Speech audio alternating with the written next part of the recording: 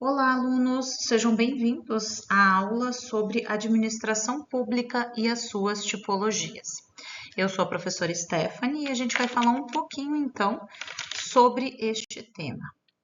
Bom, nós já tratamos um pouco sobre a relação, sobre os conceitos de Estado e administração pública na aula anterior. Eu não vou retomar o conceito nem de Estado nem administração pública, mas eu quero lembrar que o estudo da administração pública, ele compreende toda a estrutura e as suas atividades, e ele parte do conceito de Estado, Estado com E maiúsculo, sobre o qual repousa toda a concepção moderna de organização e funcionamento dos serviços públicos prestados ao cidadão. Em função disso, a administração pública é essa organização complexa que requer não somente uma análise jurídica, mas também uma análise econômica, sociológica, administrativa e política. A administração pública é, e a gente viu o conceito do Omar Guerreiro, a ação do Estado caracterizada diretamente na sociedade. E ela tem uma direção administrativa e um domínio político. Na doutrina jurídica brasileira, basicamente ela vai definir então a administração pública de duas formas, ou com dois sentidos, que é objetivo ou material e funcional, que é a atividade concreta que o Estado desenvolve sob o regime jurídico de direito público para a consecução dos interesses coletivos. E ela também é subjetiva, formal ou orgânica, que é o conjunto de órgãos e pessoas que a gente atribui o exercício da função administrativa do Estado. Quando a gente fala em tipologia, como é que a gente classifica a administração pública? Bom, uma das classificações mais comuns da administração pública das tipologias, ela vai abordar as esferas de poder. Quanto às esferas de poder, a administração pública ela pode ser dividida em federal, estadual e municipal. Federal, ela vai abranger o quê? Todos os órgãos federais, os ministérios, todas as secretarias, todas as fundações que são federais. Estadual, no âmbito dos estados, de cada um dos entes federativos do país, e municipal, de cada um dos municípios. Mas ela não é caracterizada simplesmente ou somente pela esfera de poder, ela também é caracterizada pela natureza e pelo modelo de gestão. Então, com relação à natureza, ela pode ser direta ou indireta. Direta, que é quando o serviço é prestado diretamente pelo Estado, ou indireta, quando você tem outras formas de prestação de serviços públicos ao cidadão. E isso pode acontecer através de autarquias, fundações públicas, empresas públicas, sociedade de economia mista, por exemplo. Mas além da classificação com relação à esfera de poder e à natureza da atividade, ela pode ser classificada quanto ao modelo de gestão. Ela pode ser burocrática ou gerencial. Vocês vão estudar o modelo patrimonialista, burocrático e gerencial na sequência, mas essa é uma das formas de classificação. Aqui a gente vai falar um pouco sobre a classificação entre as três esferas, a gente vai falar um pouco sobre as formas de prestação e a gente vai finalizar começando a estudar o campo de públicas, dando uma retomada histórica, para que na sequência a gente comece a estudar o modelo patrimonialista. Então, a esfera de poder, a federal, é a mais alta, é a esfera de poder mais alta no Brasil. E ela é encarregada de administrar e governar o país como um todo. O governo federal ele tem competências que são exclusivas, que são apenas do governo federal. E elas estão definidas já na Constituição Federal, como, por exemplo, regular o comércio exterior, cunhar a moeda, ou seja, imprimir o papel dinheiro que a gente usa, manter relações com estados estrangeiros, entre outras atividades. Dentro da esfera federal, a gente tem órgãos como a Presidência da República, os ministérios, as agências reguladoras, entre várias outras. Na esfera estadual, que é a esfera de poder encarregada de administrar os que é encarregada de administrar os entes estatais. Dentro da esfera estadual, o que a gente tem? A gente tem órgãos como secretarias de Estado, a gente tem agências reguladoras também estaduais e a gente tem outras formas de prestação de serviço. Na esfera municipal, ela também tem uma atuação, né, que é exclusiva dela, que está organizada ou está detalhada na Constituição Federal, que é, por exemplo, a competência da educação básica. A educação básica, ela é competência dos municípios, assim como a educação de nível médio é competência dos estados e de nível superior do governo federal. Está lá na Constituição. Os municípios, eles são organizados através de prefeituras que também têm secretarias, e você tem alguns órgãos que compõem e que organizam para atingir, né, as metas de cada um destes municípios.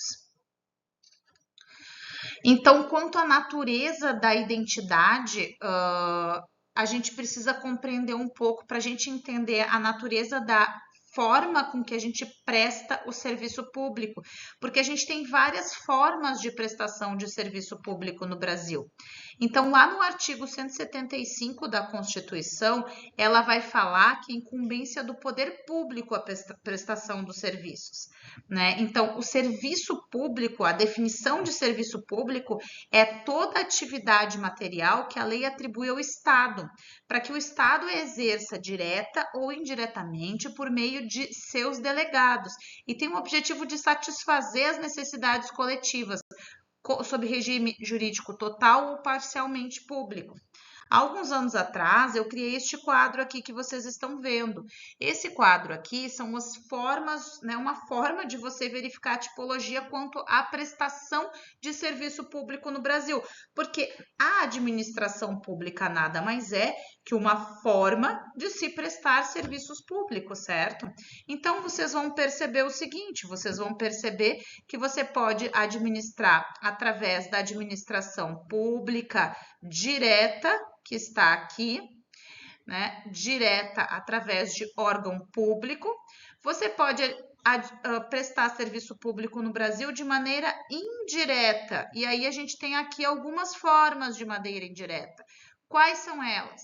Autarquias, empresas públicas, sociedade de economia mista, fundação pública e consórcios públicos. Todas são formas de administrar. Além disso, a gente tem o setor privado, que desde o advento do plano diretor da reforma do aparelho do Estado, lá em 1990, né, do Bresser Pereira, a gente tem novas formas de prestação de serviço no Brasil. No setor privado, a gente tem duas formas de prestação, que é com fins lucrativos e sem fins lucrativos. Com fins lucrativos, a gente tem o quê? A gente tem as permissões, as autorizações e as concessões. As concessões, elas podem ser de dois tipos, comuns e parceria público-privada, as PPPs, que se fala tanto hoje em dia. As PPPs, por sua vez, elas podem ser patrocinadas ou administrativas. Então, todas essas são formas em que o setor privado presta serviço público para garantir o atendimento ao cidadão ou à população. Mas nós temos também organizações dentro do setor privado sem fins lucrativos. As organizações sem fins lucrativos, elas podem ser OSs, que são organizações sociais, OCIPs, que são organizações da sociedade civil para interesse público, e filantrópicas. Todas estas formas aqui, todas elas prestam serviço público, ou seja, garantem que os nossos direitos previstos na Constituição Federal do país sejam efetuados, sejam dados à população, tá bem? Eu vou detalhar brevemente cada uma dessas formas de prestação de serviço público, que é para que vocês entendam um pouco mais sobre o assunto. Começando pelo próprio conceito de serviço público. Então, em um sentido muito amplo, o serviço público ele vai corresponder a toda e qualquer atividade que é exercida pelo Estado. Nesse sentido, são serviços públicos todas as atividades estatais, incluindo aquelas desenvolvidas pelo Poder Judiciário e pelo Poder Legislativo. Num sentido menos amplo, o serviço público ele é entendido como aquele conjunto de prestações estatais exercidas pelo Poder Executivo, que inclui as atividades ordenadas como fiscalização, vigilância e controle. Num sentido mais estrito, o serviço público ele diz respeito ao conjunto de atividades prestacionais em relação aos quais o Estado assume responsabilidade pela garantia e oferta em favor da sociedade. Então, ele pode ser exercido diretamente pela administração pública ou por entes privados, sob regime jurídico que garanta estabilidade, continuidade, eficiência e adequação. Então, estes pressupostos aqui, eles são importantes para entender que a administração pública, ela oferta os serviços públicos, que são aqueles que garantem que direitos sociais sejam ofertados para a população, eles precisam que sejam estáveis, contínuos, ou seja, não parem, eficientes e adequados àquela população. Quando a gente fala da oferta de serviços públicos, né, a gente pode fazer, e aí lembra lá do início do quadro, pela administração direta ou indireta. A administração direta são os serviços integrados à estrutura da Presidência da República e dos ministérios. A administração indireta são autarquias, empresas públicas, sociedade de economia mista, fundações públicas e consórcios. Eu coloquei aqui para vocês a legislação que vocês precisam ler para entender qual é cada uma dessas tipologias de oferta de serviço público, né, e para conseguir pesquisar, beleza? Na administração indireta, por exemplo, a autarquia, o serviço autônomo é criado por lei, e aí é um decreto-lei, que é o 200, de 25 de fevereiro de 67, e ele vai falar que essa personalidade jurídica, ela tem patrimônio e receita próprios para executar suas atividades, tá?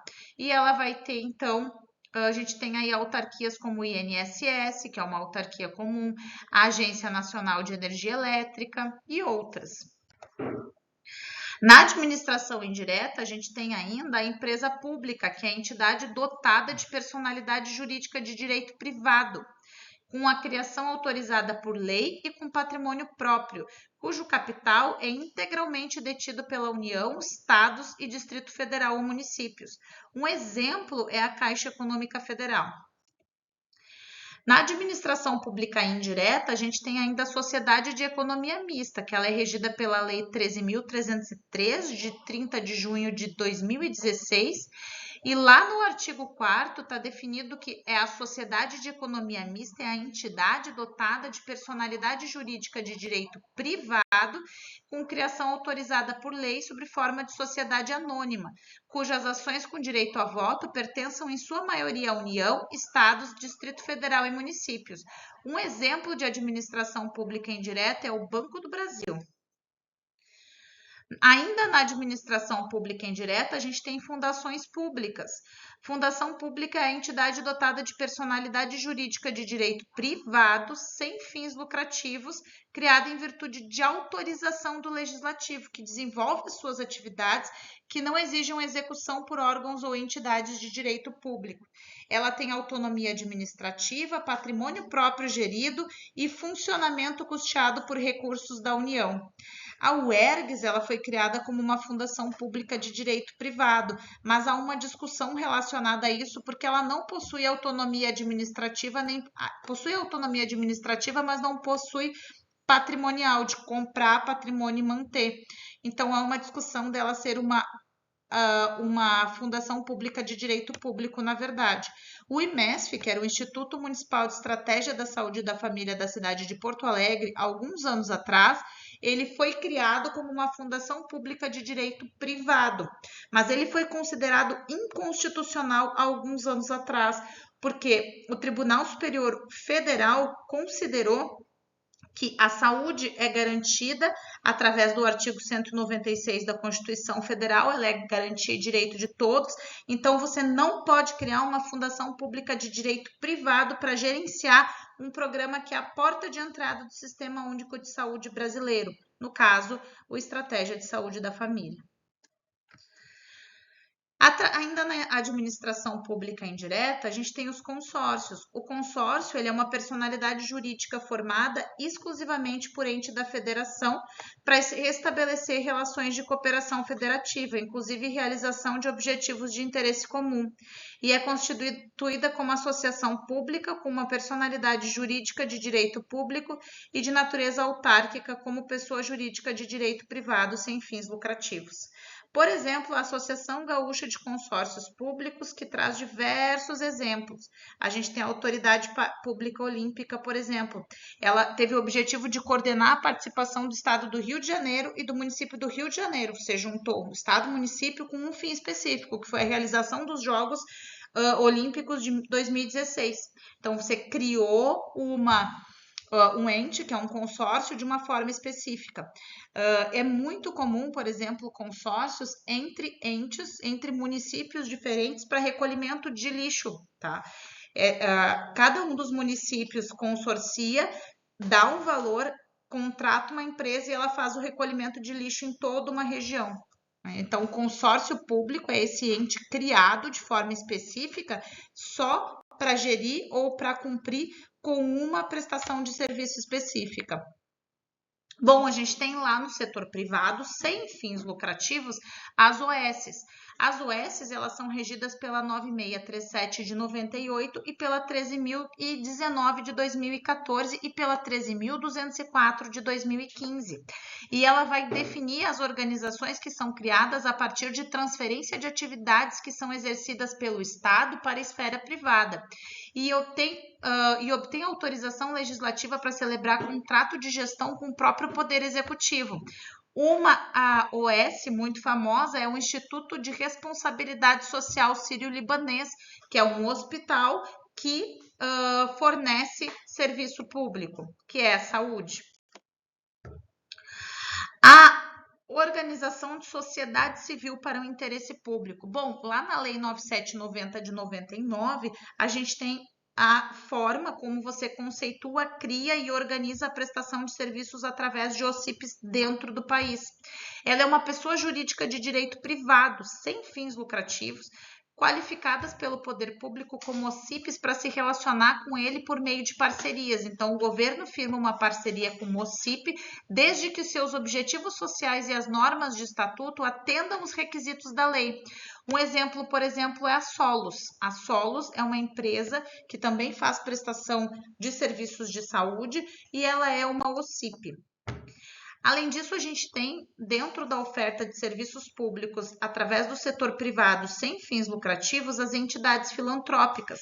As filantrópicas existem há muito tempo, elas têm uma certificação governamental com a finalidade de prestação de serviço em áreas de assistência social, saúde e educação, só estas áreas. A Santa Casa de Misericórdia de Porto Alegre é uma filantrópica. Aí nós temos as permissões. As permissões são a delegação a título precário, mediante licitação, da prestação de serviços públicos feitas pelo poder concedente à pessoa física ou jurídica que demonstre capacidade para o seu desempenho por sua conta e risco. Então, a gente tem como exemplos táxi e serviços de utilidade pública. Autorizações. O artigo 21 da Constituição Federal de 88 vai falar do ato administrativo às autorizações, pelo meio do qual a administração pública possibilita que os particulares realizem alguma atividade que é predominantemente de interesse da ou utilização de um bem público. Por exemplo, telefonia. Telefonia é uma atividade que já foi pública e em dado momento ela foi privatizada. Então, várias empresas tiveram a concessão, né? Foram concedidos o interesse a elas de prestar esse serviço. Para isso foi criada uma Agência Nacional de Telecomunicações que regulamenta. Tem um livro que eu gosto bastante que chama A Privatização Tucana. A privataria tucana, que vai contar um pouco do processo de privatização dos serviços lá no governo do Fernando Henrique Cardoso, que é quando, sobretudo, telefonia é privatizado, entre outros serviços dentro do país. E as agências regulatórias, elas são criadas. As agências regulatórias, elas são criadas com o fim de interceder entre a população que recebe esse serviço e a própria agência, né? Ela regula ou regulamenta para que o serviço seja de qualidade. Concessões. A gente tem concessões também. Então, por exemplo, concessões comuns são as estradas, por exemplo, que é cobrado uma tarifa e uma empresa pode, então, através de pedágio, ter a concessão. Aquela estrada é de propriedade daquela empresa por aquele período. A gente tem PPPs também, que é a contraprestação positiva do Estado e tem um tempo determinado para gestão. Então, é uma parceria público-privada. E a gente tem a concessão, aí entre as concessões a gente tem especial patrocinada e a especial administrativa. A especial patrocinada é uma concessão comum em que há a presença de recurso público obrigatoriamente. Então, o Estado banca parte do investimento e tem uma tarifa ao usuário, por exemplo, a construção de rodovias. E a concessão especial administrativa, ela acontece quando a própria administração é usuária do serviço. Então, por exemplo, o parceiro privado que construiu um presídio e a administração é a usuária indireta, pois os presos são os usuários diretos. Daí o Complexo Penal de Minas Gerais, por exemplo. Bom, aqui retomando e pedindo um exercício para a próxima aula. Trazer um exemplo de uma empresa ou uma organização para cada forma de prestação que eu coloquei aqui. Então, uma da administração pública indireta, que seja uma autarquia, empresa pública, sociedade de economia mista, fundação e um consórcio. E assim por diante. Para cada um destes entes, eu quero que vocês pesquisem uma empresa e postem aqui, tá bem? Bom, quanto aos modelos de gestão, nós vamos começar a tratar a partir da próxima aula, que é a forma como a gente gerencia a administração pública. Tem, sobretudo, três, que é o patrimonialista, o burocrático e o gerencial. Hoje, nessa aula, a gente vai falar um pouco dos contextos relacionados a isso, que é como é que surgiram essas formas, em que momento elas surgiram. Para isso, eu trouxe alguns quadros que eu acho interessantes, porque eles vão falar desde o momento da nossa primeira Constituição. A nossa primeira Constituição, ela aconteceu na República Velha, lá em 1891. Né? Esse é o marco que regulamenta o início ou a história inicial da administração pública no Brasil. E aí, aqui nesse primeiro quadro, a gente tem um trecho que vai de 1880 a 1939 e que passa pela República Velha, onde a gente tem federalismo, descentralização e oligarquias. A gente passa pelo governo provisório, governo constitucional e até o Estado Novo. Nesses marcos aqui, a gente tem o que? A Constituição de 81, que é de 1891, que é a primeira do Brasil. A gente tem algumas reformas, a gente tem a Lei 289 e a Constituição de 37, que é a reformulada, e a gente tem a criação do DASP no Estado Novo, que é o precursor ou a primeira forma de gerir, de começar a gerenciar de fato as coisas dentro da administração pública. Teoricamente, a gente tem algumas questões assim. Aqui são os contextos e os marcos regulatórios, mas aqui teoricamente a gente não tem tanto discurso teórico, a gente tem alguma coisa de Taylor e Fayol que vem da própria administração privada lá nos anos 20, né, 14 em diante, e depois a administração como ciência mais tarde.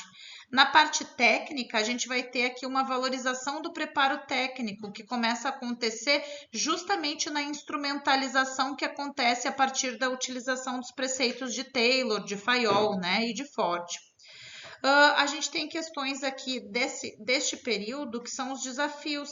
Não há muita base teórica, uma dificuldade de romper com o favoritismo e implementar questões racionais e meritocracia. Então, esse período aqui todo, né, da administração pública é o período que depois a gente vai estudar um pouco mais, que é patrimonialista. Então, aqui a gente vai ter um novo contexto. A gente vai ter um novo contexto que vem do governo Vargas, no Estado Novo, e depois do governo Dutra.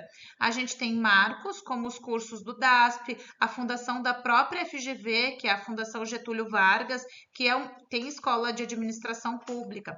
Tem o fim da Segunda Guerra, em 45, e a criação da ONU, a Constituição de 46 e a criação da CEPAL. Então, a gente começa a ter planos e planejamentos para o desenvolvimento da administração pública nesse período. Então, a gente tem aí várias questões que começam a acontecer. Então, os princípios da administração, eles começam a ter uma validade mais prática e eles começam a ser estudados para serem implementados.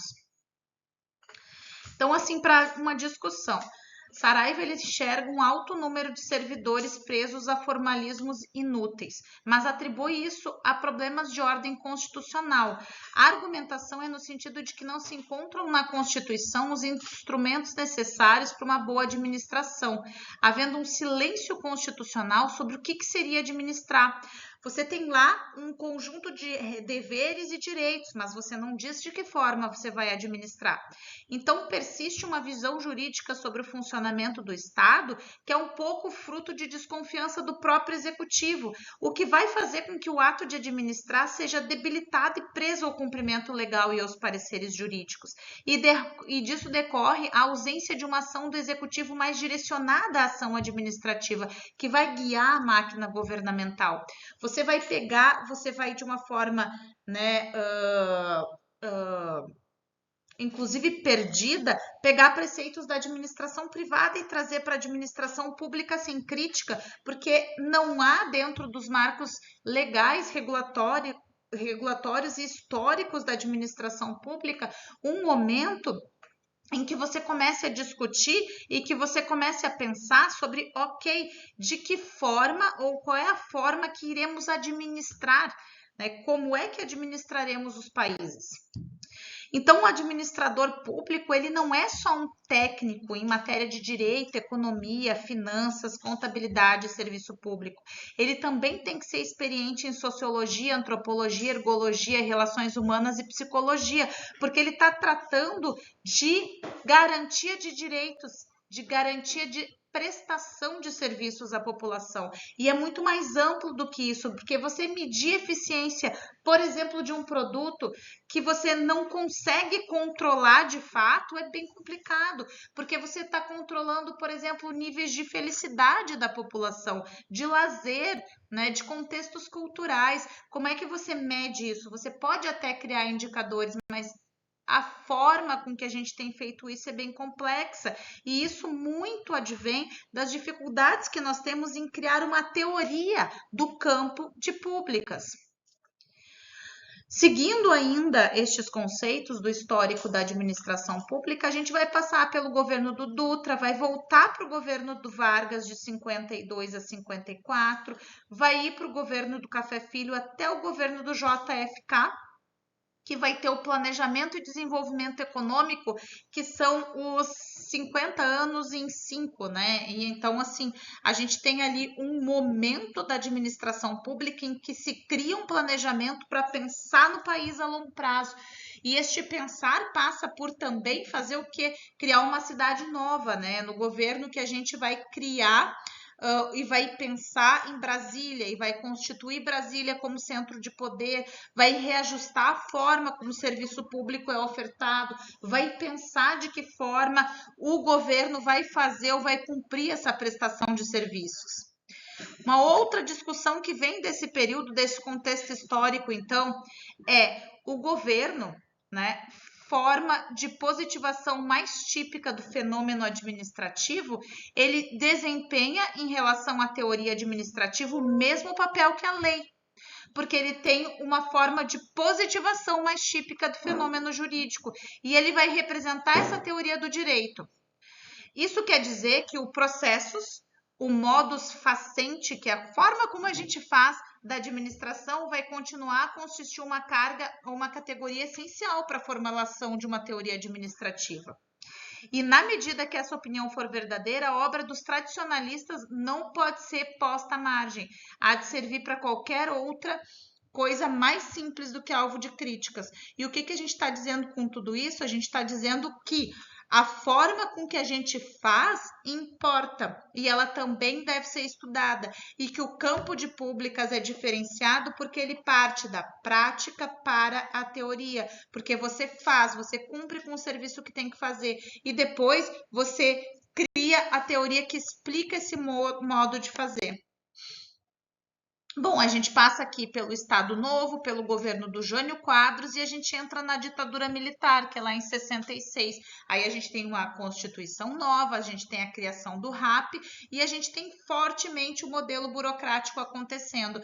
Essa linha do tempo vai passar do modelo patrimonialista para o burocrático e para o gerencial, que são os modelos que nós veremos. Então, olhem com calma cada um destes quadros para verificar quais as teorias, as técnicas, as práticas e os desafios e dilemas desse período.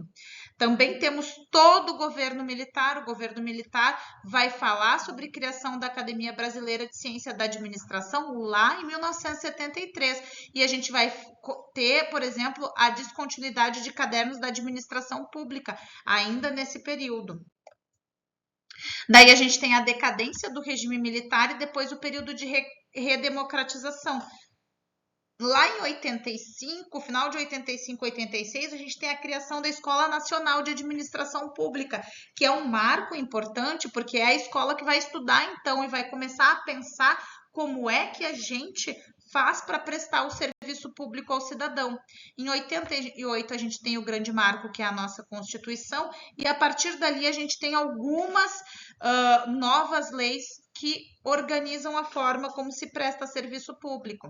Então, a gente tem eleições diretas em 1990, a gente tem o impeachment do presidente já em 92, a gente tem o governo do Fernando Henrique Cardoso, e aí depois disso, vocês sabem, é o governo Lula, governo Dilma e assim por diante, governo Bolsonaro, né? Nós temos antes do governo Bolsonaro o golpe no governo da Dilma, governo Bolsonaro, e depois disso, de novo, um governo Lula. A gente tem uma história, um histórico das etapas que a administração pública passou. Cada governo muda um pouco a forma como a administração pública oferta esses serviços, porque a gente não pode esquecer que a administração pública é técnica, mas também é política. Então, as escolhas políticas influenciam a forma com que a gente vai prestar esses serviços públicos. Nesse sentido, então, o foco do cidadão na administração pública, assim como todo modelo gerencial, vai ter inicialmente grande influência de uma mentalidade do mercado.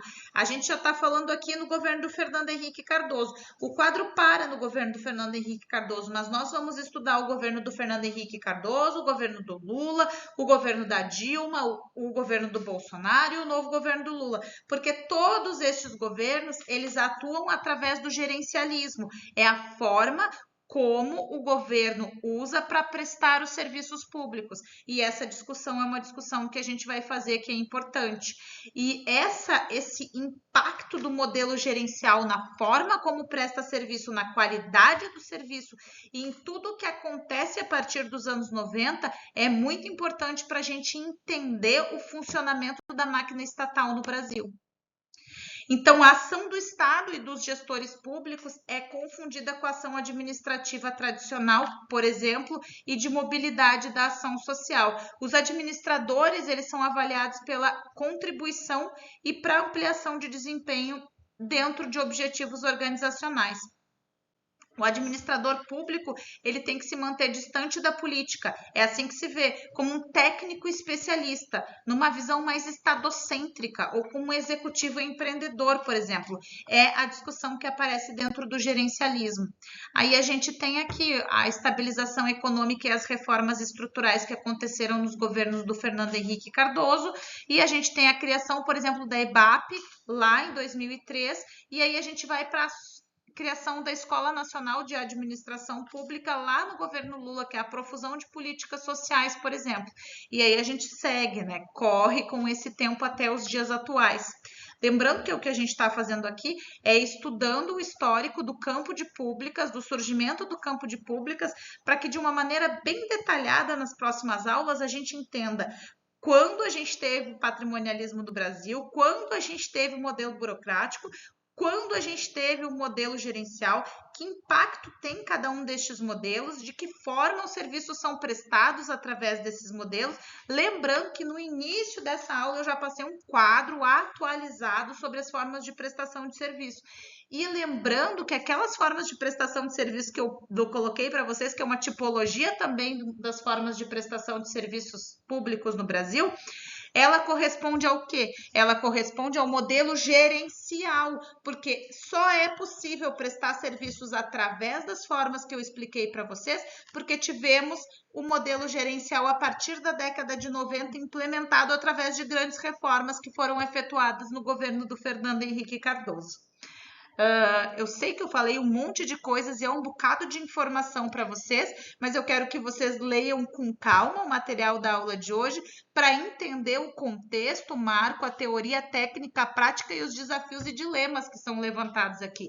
Quero que vocês façam a tarefa também até a próxima semana e na próxima semana a gente vai falar de modelo patrimonialista, tá bem? Aqui tem algumas das referências consultadas